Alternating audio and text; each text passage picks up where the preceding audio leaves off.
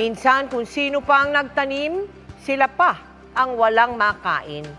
Ganyan ang sitwasyon ng mga magsasaka sa Libon sa Albay na halos walang maaning palay dahil sa pananalasa ng nagdaang bagyong Christine. Kabilang sila sa mga hinatira ng tulong ng GMA Kapuso Foundation sa ilalim ng Operation Bayanihan. Tinaguri ang rice granary ng Albay ang bayan ng Libon dahil dito nanggagaling ang karamihan ng supply ng bigas sa probinsya. Pero inaasahang masaganang ani ng magsasakang si Elmer mula sa barangay Talin-Talin naging bato pa. Natabunan kasi ng gumuhong lupa ang malaking bahagi ng kanyang palayan noong kasagsagan ng bagyong Christine. Imbis na manggaling sa amin yung bigas o palay, kami na ngayon ang bibili dahil wala kami mapagpunan na. Ubos ang palayan. Kabilang ang barangay Talin-Talin sa 7 barangay na na-isolate sa Libon dahil sa landslide.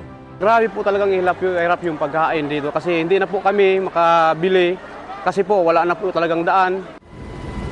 Kaya nitong October 28, sa ikalimang araw na hindi sila maabot ng tulong, matagumpay na narating ng GMA Kapuso Foundation ang barangay Talin-Talin at Rawis sa tulong ng presidential choppers na pinahiram ng Malacanang. Nakapagbigay tayo ng relief goods sa 4,000 individual. Maraming salamat GMA Kapuso Foundation. Di po namin kayo makakalimutan. Salamat po sa pagpunta niyo. Nabigyan rin natin ng tulong ang bayan ng Pio Duran. Nakaranas din ng kabi-kabilang landslide.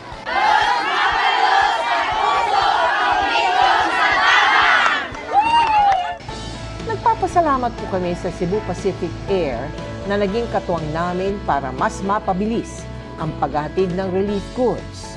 Mga kapuso, tumatanggap pa rin po ang GMA Kapuso Foundation ng donasyong pagkain at iba pang gamit para sa mga nasalanta ng bagyo.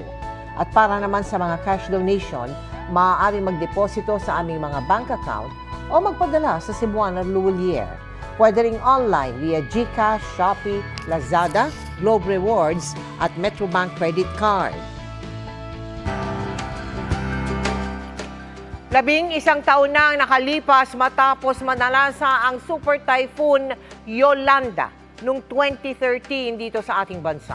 Ngayon, panibagong pagsubok na naman ang kinakaharap ng ating mga kababayan matapos humagupit ang magkakasunod na bagyo. Ang GMA Kapuso Foundation po ay naghahanda na para mamahagi ng relief goods sa probinsya ng Cagayan para sa mga nasalanta ng bagyong Marce. Nagpadala na rin tayo ng construction materials, food packs at maagang pamasko para naman sa mga nasalanta na magkasunod na bagyo sa Batanes sakay ng Philippine Navy vessel.